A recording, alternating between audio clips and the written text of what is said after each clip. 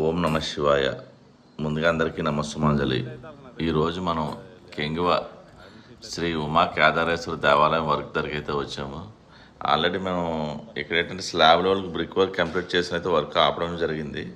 ఎందుకంటే next slab అయిన తర్వాత మనకు పై వర్క్ స్టార్ట్ అవుతుంది అనమాట. ఈరోజు నేను ఎందుకు వచ్చానంటే ఇక్కడ దీనికి స్లాబ్కి సెంటరింగ్ మోప్ అనేది ఈరోజు స్టార్ట్ చేస్తున్నారు వర్క్.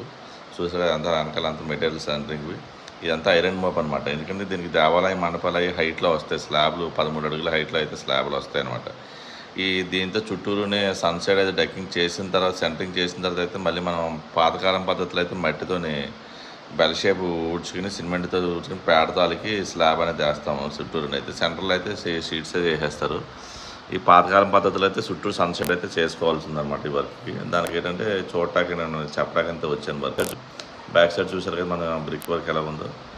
అలాగే ఈ వర్క్లు మీరు కంటిన్యూగా చూడాలి అనుకుంటే ముందుగా అయితే మన ఛానల్ సబ్స్క్రైబ్ చేసి లైక్ చేసి షేర్ చేయండి. నా వర్క్ ఎలా ఉందో కామెంట్ చేయండి. అలాగే ఇలాంటి దేవాలయం వర్క్స్ కానీ దేవతామూర్తి విగ్రహాలు కానీ దేవాలయ పెయింటింగ్స్ కానీ వర్క్స్ కావాలి అనుకుంటే నా నంబర్ కాంటాక్ట్ చేయండి. పద్మావతి శిల్పాల 9908396143. అలాగే మన ఛానల్ అయితే సబ్స్క్రైబ్ చేసి బెల్ ఆల్ మార్క్ ప్రెస్